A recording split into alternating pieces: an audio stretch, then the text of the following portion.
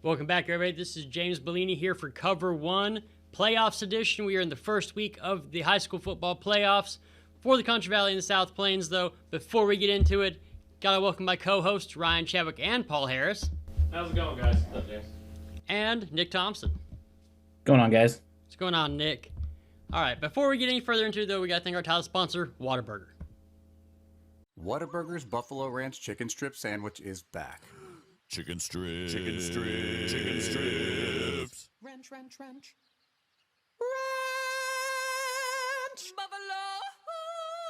Buffalo Ranch.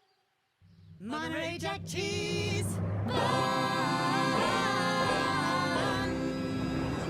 The Whataburger Buffalo Ranch Chicken Strip Sandwich. A beautiful masterpiece. All right, let's get right into it. Our 4A matchups are we're going to go big school to little school. Our big school matchup is Lakeview versus Stephenville. Paul Harris, I was harping on it the past month. Lakeview has to get a win because they did not want to meet up with Stephenville in the first round. That did not happen, and now Stephenville is staring down the Chiefs.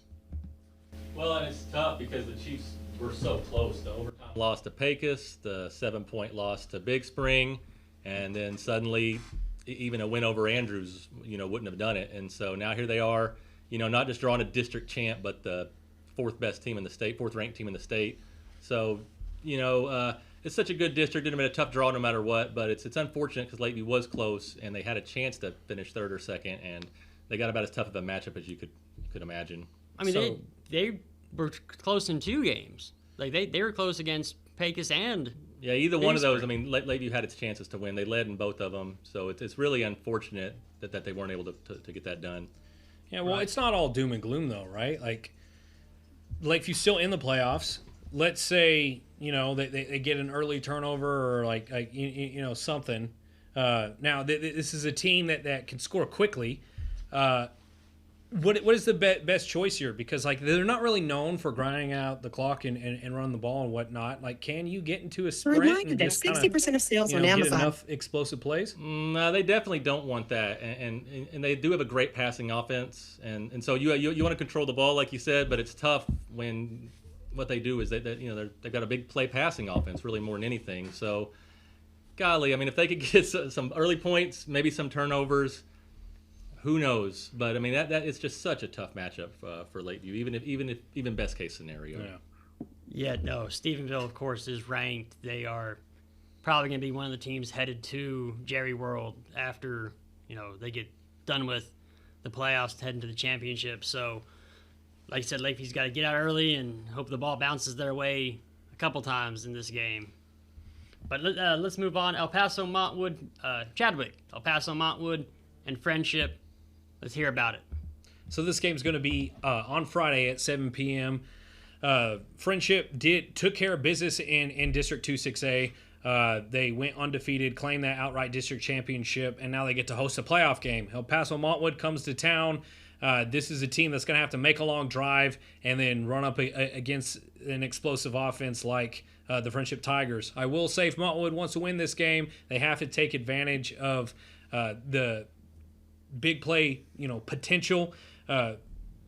Friendship's defense, they at times they play great, and then at other times they allow big plays to happen. But I don't think it's going to be enough. That's one of those things where it's the offense is just too explosive with Leighton Stone and Chase Campbell out there. Holden Phillips has a chance to become the single season leader in Friendship history in passing yards, and I could definitely see him getting it done at Montwood.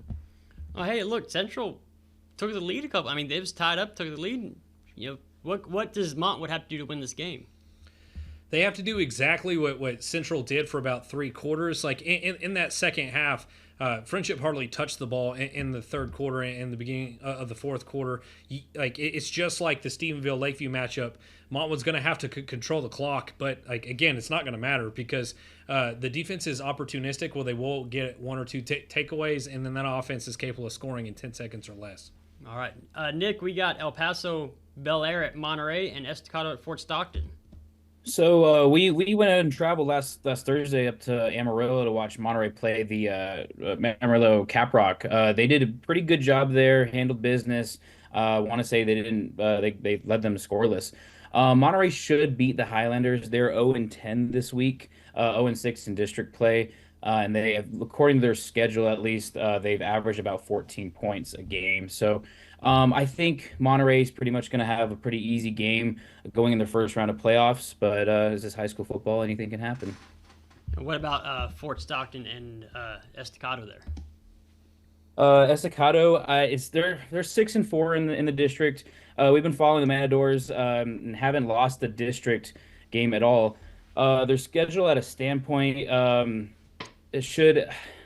I think Estacado is a good second half team. I think Bobby Ross is going to be their primary scorer as he is every game. But depending on how this game looks, that team is strong enough. I think they can make a pretty deep playoff run.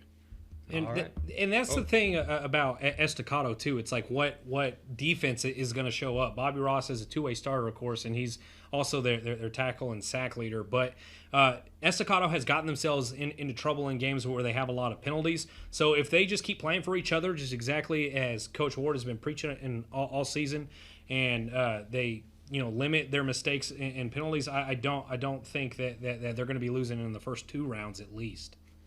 All right, now we got Big Spring and Brownwood here at San Angelo Stadium on Friday. I think Brownwood has a pretty good chance of winning this one. Big Spring, came up over Lakeview, but it was kind of close. And Brownwood, I don't know if they ever really got their quarterback situation figured out. What do y'all think that ever? They're definitely not the team they were last year, but they still have a talented running game, and that defense is going to be good enough to handle Big Spring.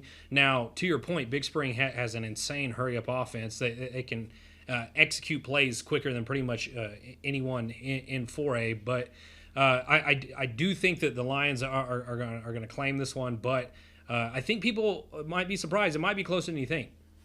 All right. That's our 4A talk about playoffs. Let's hear from Angelo Bolt real quick. Chadwick. All right, so since 1994, Angelo Bolt and Industrial Supply has served the Concho Valley for 30 years and counting. Angelo Bolt is the go-to place for fasteners, power tools, air compressors, safety equipment, and everything in between. Chances are Angelo Bolt will always have what you need when you need it, and in that odd chance they don't have exactly what you're looking for, they'll find it fast. No request is too big or too small for Angelo Bolt, located at 808 Warehouse Road, where customer service is their top priority. Thank you, Angelo Bolt, for bringing us all our coverage in the Concho Valley and beyond. All right, let's talk about Wall and Anthony. Anthony, of course, on the other side of El Paso. I've been there, still in the Texas state, right in the very corner there. I just think we crossed over into New Mexico and then back into Texas to get there. And they're playing Wall. They're coming to Clayton Washington Field. Ever find out why they're coming to Clayton Washington Field? I mean, I'm assuming it's just one of those coin flip situations. If both coaches agree to it, I mean, think about how big of an advantage that would be if Anthony wins that coin toss. Now Wall's got to go all the way out there. So it's unfortunate that Anthony has to come here. But I think Wall's going to just run the table. Hey, but as Anthony's coach, I mean, you got to take every risk you can at that point. No, absolutely, right? You do. That was the deal when they were in Cristobal's district when I was out there working at Cristobal. They tried to cut a deal with the coach, like, hey, can we meet in Fort Stockton or Van Horn? Can we meet somewhere and play this game? And that coach, like, if I cut a deal with you, I have to cut a deal with everybody.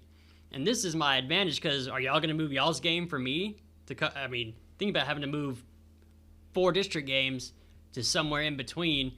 And there's not a whole lot out there, and all those teams are still playing. And those home fans deserve home games as well. So absolutely, home field advantage is a thing.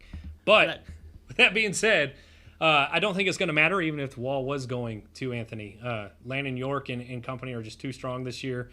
This is one of my favorite top contenders for state. I think this is the year that Wall finally gets over that 4th round hump and they play in the semifinals for a spot to go to Jerry World. What do you think? Man, Wall looked good. They moved up to number 4 in the final rankings. I've seen them twice this year and was just absolutely so impressed by their defense. And you like Ethan Mickelwitz. Yeah, Mickelwitz is awesome. I mean, but there's a lot of great players on that defense. And then Landon York, I mean, I saw him last week. He was 22 of 26. you think he'd been running the spread offense for forever out there. I mean, you would never have thought that this was the first year they're utilizing this type of offense. So I mean, I think Walls just really got and you know what too? I think Slaughter told me something that was important. The Idalou game, the 6 turnover game, they only had 4 turnovers like the rest of the season, 4 or 5 turnovers in the other 9 games combined. So they take care of the ball, just not against Idalou, who they could see, a couple rounds from now. With that being said, I believe they will. Even Jared Goff had a 5-pick game that the Lions still won, right? The Hawks find a way to win, and, That's right. and part of that is that defense. So I think that Mikowitz and Brylan White and those guys are going to be able to pin their ears back this postseason. And like I said, this is not the same team that lost to Canadian the last couple of years. No, it is not. Shallow-water and Brownfield. Nick, you got anything you'd like to share on Shallow-water Brownfield? Shallow-water's up north. We haven't really covered them too much. I can't remember their record, right? Help me out here on that one. I'm pretty sure they've only lost 1 game. They're a top 10 team in the state, and they're running up against a Brownfield team that is in such small district. That's the only reason why they're in the playoffs. So the Cubs got a really tough matchup, but I don't know. Take it away, Nick. Oh, can you hear us? No. Hold on, my thing. Oh, now we got an audio problem here. Sorry. No, Sorry, I'm good. No, like you said. I'm sorry. No, you're good. Shallow-water and Shallow-water should handle Brownfield pretty well, from what from everything that we've been covering this year. Yeah, well, I've seen them play twice. I saw them play LCU, which they just got absolutely shelled in, and then of course this is one of Lakeview's wins. Now Brownfield can run the ball if their offensive line gets a good push, but I'm sorry, but Shallow-water's just too strong across the board this season, and I think Shallow-water takes this one. All right, moving on. Great Creek and Crane out in Big Lake. This is going to be a good one, I think. I think this is going to be a really good game. And Great Creek has pulled off some miraculous wins this year. And like I said, that Crane district isn't a super strong district. So I think Great Creek got a good chance in this one. What do y'all think? I think this is like the best case scenario for Great Creek. I think their offense matches up really well with Crane. I think if Great Creek controls the clock and really grinds Crane down, that they do have a shot at winning this one. And the coolest thing about Great Creek, when they score, they're just going to go for 2. So let's say they score early and they're already up 8, and then it's going to be harder and harder for Crane to keep up. One thing Great Creek has to do is stop the big play. That's really bit them in the rear end a couple times this season, and it will be their downfall if they get behind. Because of the offense they run, they take up too much time off the clock, so they can't play from behind. All right. Well, Dave, anything? Yeah, add anything? I like Chadwick said, I think Great Creek's got a great chance. It's not a strong district that they're drawing from. Great Creek, I think they finished in a tie, and they came out on the wrong end of the tie in their district, so they could have even been a higher seed. But that being said, I mean, I think that they could definitely win this game, and I'm not certain. Has Great Creek ever won a playoff game in their history? I don't know that they have. They won district a couple of years ago. I remember when they had the three-way yep. district. This may be a great chance for their first playoff win. I really think it could be. I remember a couple years ago when everybody on COVER1 discounted Grape Creek, and I went out there for that game, and their fans were not happy. But hey, we're all pulling for the Eagles this time. Oh, absolutely we are. I said it before the season started. You got to watch out for the Creek this year, man, and they have pulled off some. I mean, what, you down over 30 points or 28 points at half, and you come back and score 27 unanswered or 36 unanswered or something like that? Like, that's... You end up winning in a blowout. Exactly. That's you don't see that. Chadwick, Idalou, and Tula. All right, so Idalou is a team that started off the season great. Was undefeated for the longest time before they ran up against the Post Antelopes. Ended up dropping that game. And so it kind of ruined the chances at a perfect season, but this is by no means a bad team. This is a team that the Wall Hawks could see later on. And it's a team that kind of is reminiscent of Wall's old offense. They don't exactly run the triple option, but they love to keep the ball on the ground, and they really like to grind out the clock. So I have them favored in this one, but I don't think that it's going to come as easy as some of these other matchups. All right, and then we got Brady and Jacksboro. Again, I've been big on it. The Concho Valley is playing districts that if you don't have that first seed, you have a very tough matchup in that first round. And Jacksboro is a very tough matchup for for Brady. and they're being played in Clyde. Menafield hadn't played the past couple weeks, right? Or didn't play last week, right, Paul? No, he didn't play at all, and he only had 6 touches in the week before. So he's huge on both sides of the ball for Brady. If he's not in this game, that would definitely make a difference. Right, but they still have a couple of good players out there in Brady, and but Jacksboro is. I mean, again, I think they're in the same district as Holiday and City View, who were 5-0 and 4-1. So it's just one of those like Holly and Stanford districts. If you have a really tough matchup in this first round, and so this should be a really, really good one for the Brady Bulldogs. Moving on, we got Littlefield and Freonia in New Mexico. It's being played in New Mexico. Chadwick? So this Littlefield team has surprised a lot of people this year, probably besides the hometown Littlefield fans. But this is going to be one of those that I think is going to be one of the better playoff games. Both teams are match up pretty well against each other, but I do give Littlefield the edge. I think it's kind of like, I know it's not too far from Lubbock, playing in Clovis, but like, isn't that weird? They're playing a high school or Texas high school football game in New Mexico, right? I've seen like El Paso and Amarillo meet in like Roswell before, right? But these teams are pretty close, right? Let's go ahead and talk about Childress and Slayton. I think it's going to be a really good matchup. Now, Slayton, I will say all credit to them that they're playing a bit above expectation this year, and when you're rolling, you just want to keep doing exactly what you're doing, and let's just see if it carries them through a couple rounds of the playoffs. With that being said, Childress is a storied program of success. Like Slayton, honestly, their record favors Childress a little bit, but this is one of those that's going to be one of the exciting matchups this week. All right, let's talk about Reagan County and Cisco. From what I heard, Cisco lost their quarterback, and Reagan County, of course, still has Jarrett Brown and Cason Brown out there, and this is another really good matchup. I do think Reagan County might be able to pull off a win here. What do you think? Cisco's tradition speaks for itself. They went to the state quarterfinals 3 straight times just the last few years. Even last year, they were 5-7, still won a playoff game. So to me, they're the number 4 seed out of that district, but you've still got to respect the program they've had for a long time. Reagan County's had a great season. Their only loss was in overtime to Iran.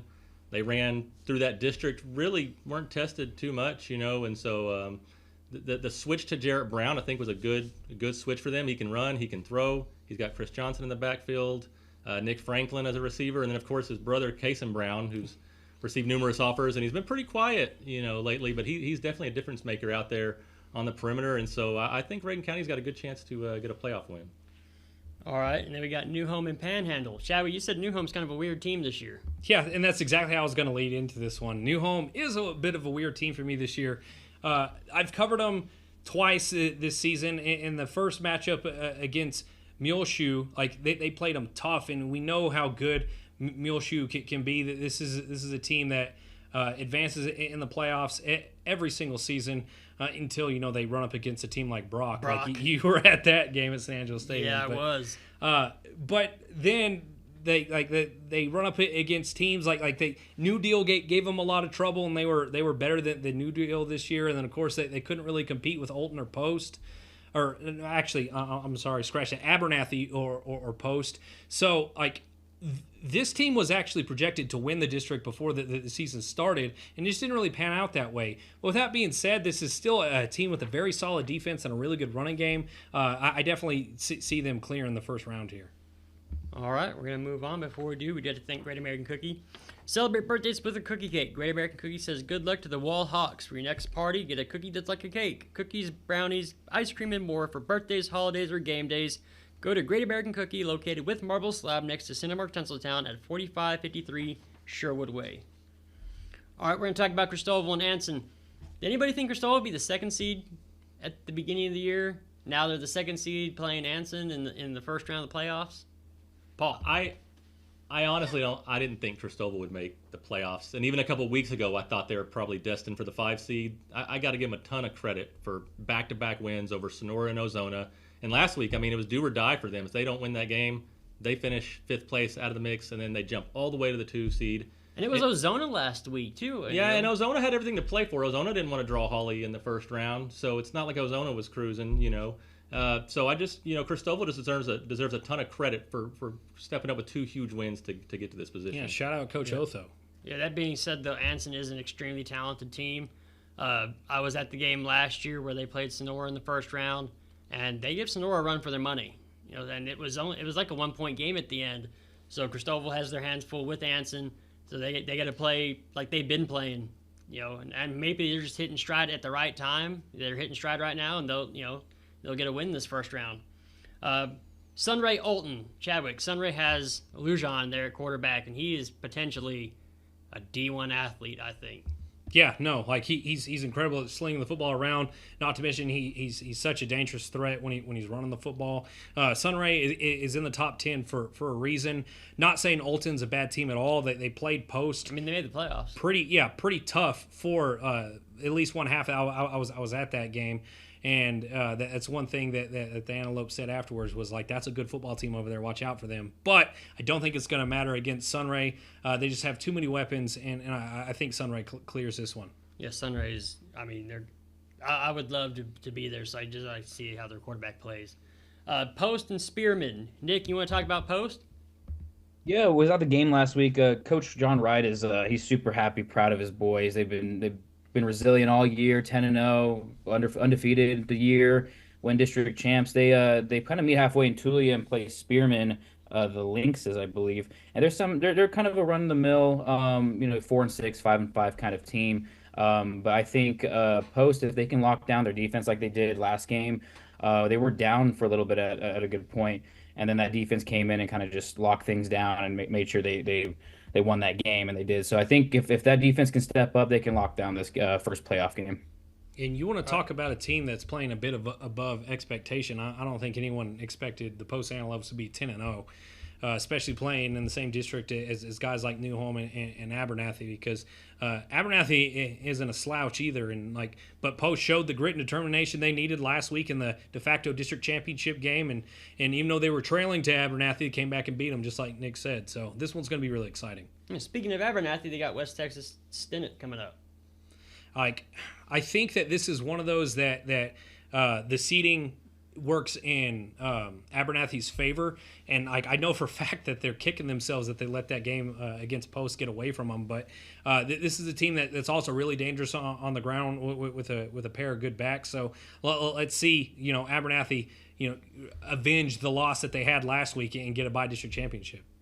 All right, coming up, Ozona and Hawley. Hawley, they're not the same team they were a couple years ago that were making state runs, but Hawley is still a very talented candidate. The Abels brothers out there are fantastic, and they're playing Ozona. Ozona has their hand full. Again, this is one of those districts that just if you don't have that first seed, you have a very, very tough round, that round one. And Christian Villarreal's going to have to be on. Michael Daniels got to be on. Paul, what do you have to say? It's unfortunate for Ozona. I mean, 7-win team. They looked like they were headed for the 2 seed. With the season they had, beating Miles, some big wins like that, it's unfortunate that they have to draw, a team like Hawley in the first round. But they had their chance last week, and they didn't capitalize. So that's how it goes. Yeah, and I'm not saying there's no shot for Ozona, but it's just we know that the odds are stacked against them, and they came out and surprised people this year. I think they kind of surprised people who weren't living in Ozona that they are a very good team. So it's not out of the realm that they could surprise, get out to a win and then grind the ball on the ground and keep it out of Hawley's hands and go get a victory. Sonora and Stanford, in Snyder, oof. Stanford is really, really good. Stanford's winning the state championship this year. Yeah, Stanford is a extremely good football team, and Sonora is extremely talented too, though. I think when they made the switch from at quarterback to Segura, that was a good move. And they still have a bunch of, talent. They have a lot of speed out there. So if they, again, if they can get out to a lead, anything can happen.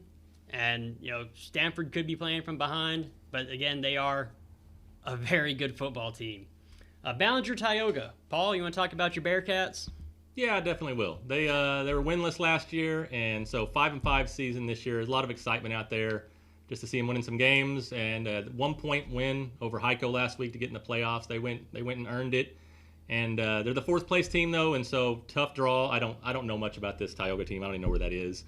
But they're a district champ. They're 8-2, and I mean it's gonna be a tough draw for Ballinger. Ballinger's had a really good defense though, so maybe they can hang in the game with that defense. But none of these boys have any playoff experience. They haven't been to the playoffs in a couple years. Let's not forget Ballinger moved down from 3A to 2A now. Right. So that I thought there was a lot of excitement around town because of that. There was, and it's not just football. In all sports, there's a lot of excitement for what that could mean for them. But there was expected to be a jump in football, and they did that. It was a tough district ultimately, but they said they had to go on the road and get a win just to get in the playoffs. So already a successful season no matter what happens. All right, now we got Mason and Rosebud Lot in Copper's Cove. Mason, of course, is going to be Mason. They again return their offensive line, their quarterback, their running back. Any hope for Rosebud Lot in this one? No. No. I'm sorry, but the Punchers' defense is going to be the difference maker here. Even if they only score one touchdown, I see the Mason defense pitching a shutout. All right, moving on, El Dorado and Tahoka. Chadwick, you have strong feelings about Tahoka. So Tahoka's actually surprised me this season. I've watched them beat up on a couple of my Concho Valley teams on their way to a pretty decent finish in their district, and they draw the El Dorado Eagles, which probably one of the feistiest teams in high school football. So I'm not going to say that the Eagles are going down without a fight, but Tahoka's good, and they're disciplined, and they don't make mistakes, and they do not turn the ball over, and so they're just going to be tough to beat. All right, and Sterling City and Ropes. Sterling City, new head coach, and so they made the playoffs. What is this about Sterling City with either moving down to or moving up to 1A, new head coach? They still make the playoffs. Hey, last time, when they moved up, they won a playoff game. So here against Ropes, Chadwick, what do you think about Ropes? Ropes is ranked for a reason, and they're winning this game. All right, cool. Straight up. All right, cool. I like the Eagles and I like Sterling City, but Ropes has it this year. They're going to prove that in pretty much every sport that they play this calendar school year, but specifically in track, they have a lot of speed and they're going to get it done. All right, now we're moving on to Miles and Lindsay. I actually spoke with Coach Wilhelm about, hey, that before district started, that first seed was really important because you're playing Collinsville and Munster and Lindsay's district. But I do think this is going to be a really good football game. Lindsay didn't have their stats and max preps, but they've scored about the same amount of points. They've given up about the same amount of points. I do think this is going to be a very, very good game. I think Liam Yance needs to come out and play how he's been playing, and Cooper Ellis needs to be on, and that defense needs to be playing well. And I actually think Miles comes away with a win here. I think this is going to be good. I'm going to be there. And Brock, what do you think, Paul? Yeah, I agree. I think Miles is a slight favorite in this game. Both are battle tested, like you said. They're both in districts with top 10 teams. Miles had to get past Albany, and then Lindsay had to get past Collinsville and Munster. Well, not get past them, but play them. So they've seen great competition. And man, I just am a big fan of Miles. The offense they've got with Tevin Meade in the backfield and Cooper Ellison and everything. And the defense gets overlooked. They had 3 straight shutouts before holding Roscoe to 13 last week. So Miles is a complete team.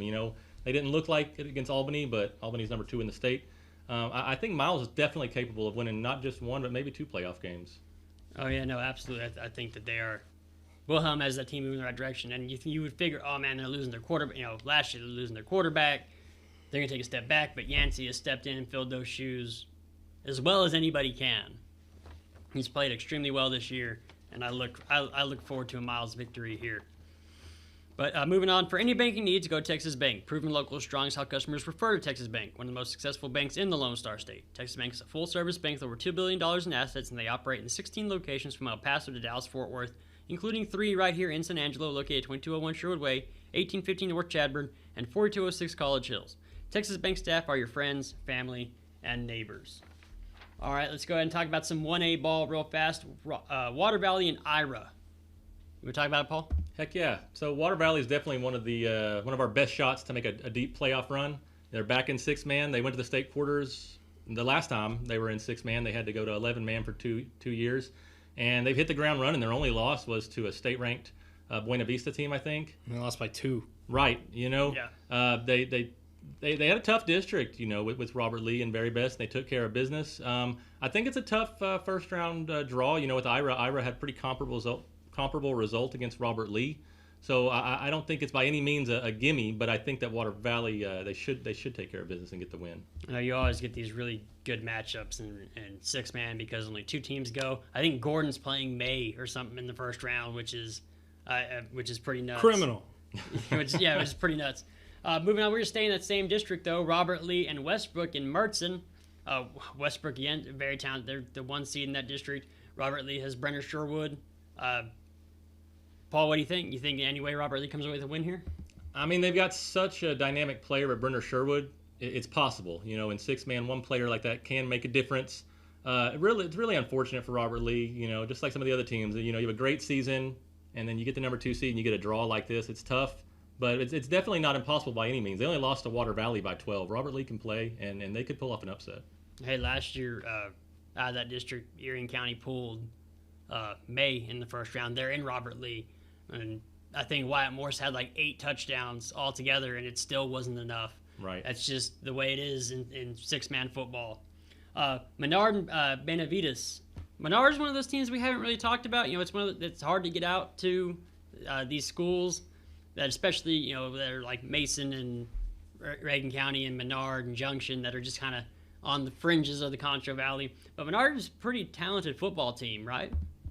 They've done a great job. I think they had 8 wins this year. They got I a new think coach. like 8-1-1 or something like that. Yeah, Clay Holland is the new head coach, and pretty cool deal because he quarterbacked Junction to its last district title 21 years ago, and now he's just up the road leading Menard to a district title. They held off Eden last week to secure the 1 seed in the district title, and I don't know anything about Benavides, but they're the runner-up from their district, and I believe Menard, has a decent chance to win this. I think Benavides is only like a middle-of-the-road kind of 5-5 kind of team, so right. I think Menard's got a good chance here. Hey, good enough to get second place in their district, though. Yeah, I don't know anything about their district. They're out there somewhere. I don't know. They're out there somewhere. They're in Texas somewhere. Hey, they're playing good football somewhere. Right. Let's talk about Whiteface and Rankin. Ranked matchup, right?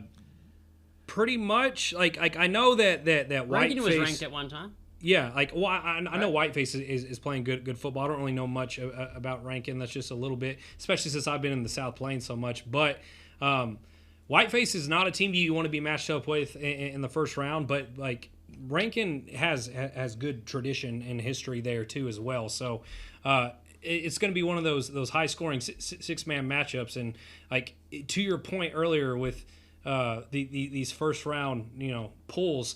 It's almost like, man, it seems like this could be like a third or fourth round matchup, but like it's one of those that I think Whiteface has the edge in this one, but it should be a good game. All right, and Jayton and Kroll. I've been made aware it's not Crowell, it's Kroll. Hometown boy, Paul Muad'Dib Harris. Talk about it. Yeah, well, when I lived in Kroll, they were playing 11-man ball, and once they dropped to 6-man, been a lot more success. They had a couple state titles about 10 years ago. I hate to see that we drew Jayton in the first round. That's unfortunate. Number 1 team in the state, I believe. So it looks like a tough draw for Kroll, but yeah, I'm rooting for him.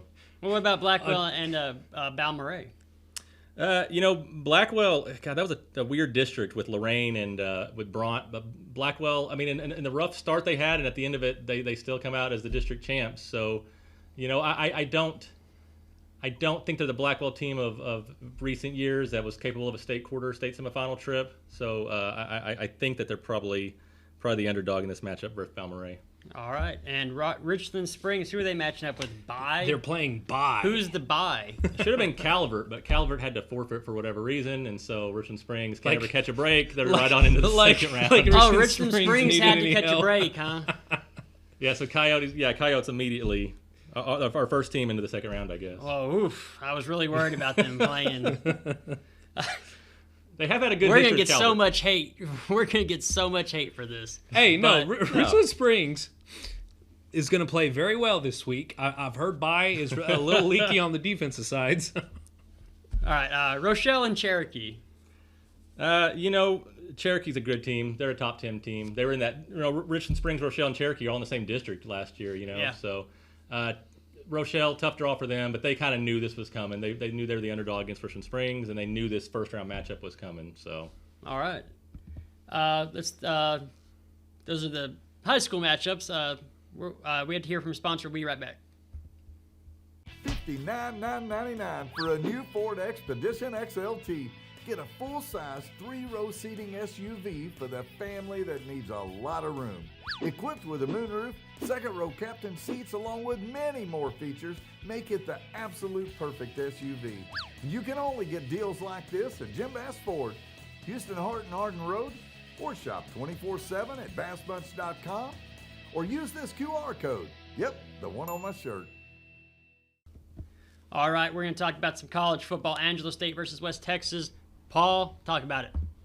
All right, Angelo State Rams, they're conference champs. They went to Oregon last week, got it done 38-16. It got a little scary. They're only up 17-13 at the half after a block punt got recovered for a touchdown, but Rams took care of business in the second half. Defense was awesome.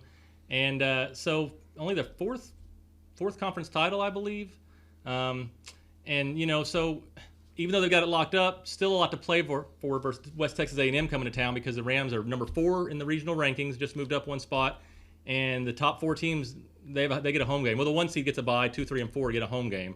So they don't want to slip up now. I mean, they want to finish off the undefeated conference title and make sure they get a home game in the playoffs, especially after last year. You don't want to leave anything to chance, and they got left out last year. Well, yeah, and not to mention, after the 0-2 start, this team could have folded. This team could have just said, all right, well, that was it for this year. But this is just a testament to what Coach Gersh, who he is and what kind of coach he is and what kind of culture he's building at Angelo State.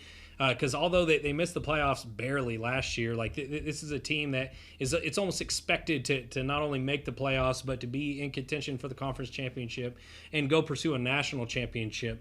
And it really seems like once they got the quarterback situation figured out, it completely changed everything for the Rams, because that defense finally started playing like a top 5 defense, and that offense started scoring more than 30 points a game, And these aren't scrubs they're beating either. Eastern Oregon and Central Washington were both really good teams. They completely dismantled last year's conference championship champions in UTPB, and I'd like to see them just thrash WT just to put the cherry on top of the year. But to your point, Paul, these home games, especially in the early rounds of the playoffs, are so important. Not only to the program, but to the fans at home who want to show these guys some support one more time, because you put a couple of these together, and it's shown during baseball season that you get enough of these home games, you have that advantage. All of a sudden, you're one game away from the national championship. So I'd like to see the Rams in McKinney at the very end of the year, but take care of business this week. All right. Anything else from the college football? What's Tech doing this week, Chadwick? So Tech is off this week. So they got to win. They're on bye. But, hey, shout out to Taj Brooks. He is now the all-time Texas Tech rushing leader. He got that last week against Colorado with 133 rushing yards. I think he was 121 short. But he's by himself now, and, he said it's not done. He now has his sights on getting to 8 wins for the Red Raiders. It's going to be the Red Raiders' best season in a while if they do win their final 2 games this season. They still got to go to Stillwater, Oklahoma next week, and then they host West Virginia in the last week of the season. All right.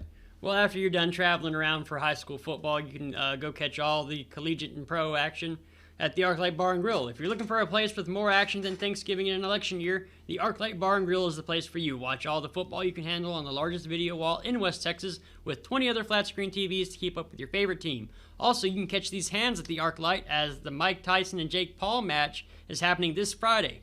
Then on Saturday, UFC 309 is taking place. So watch the fights and some football at the ArcLight Bar and Grill inside the Clarion Hotel located at 441 Rio Concho Drive in downtown San Angelo. Now, I watched a video today where Jake Paul was saying, it's time for Mike Tyson to move on. I'm going to take your throne. And Tyson just laughed at the video. Man, don't even get me started on this fight.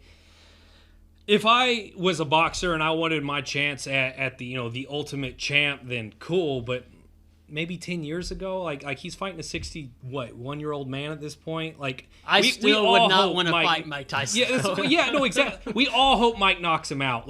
I'm really hoping that there's not some work in with the contract to make sure, you can't hit me in the face or something, because I'm not saying that Jake Paul would do this, but the only time he's ever fought a real boxer, he lost. All right, hot take from Chadwick there.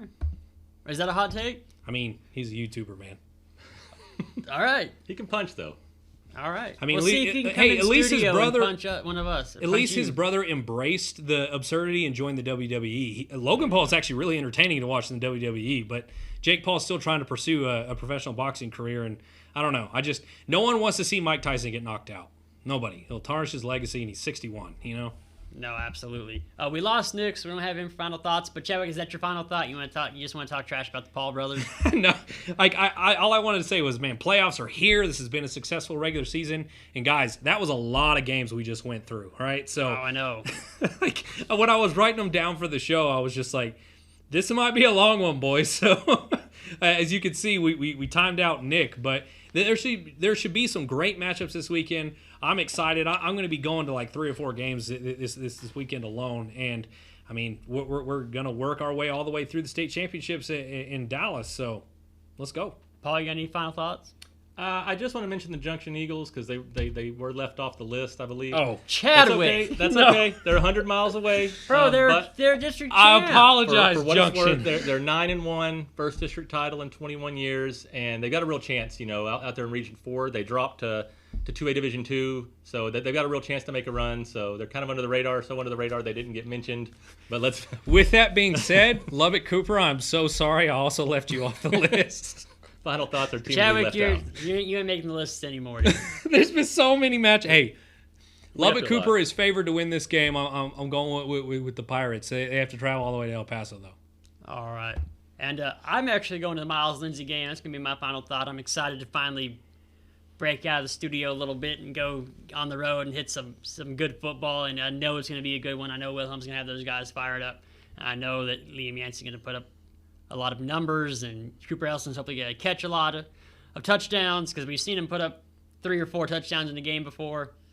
And just watch all of our coverage this weekend. We're actually going to be running the post-game show on Saturday, so we can go cover as many games as possible, so we can give you, the viewers, a look in at as many games as we can. But for the COVER1 crew, I'm James Bouligny. For Paul Harris, Ryan Chadwick, and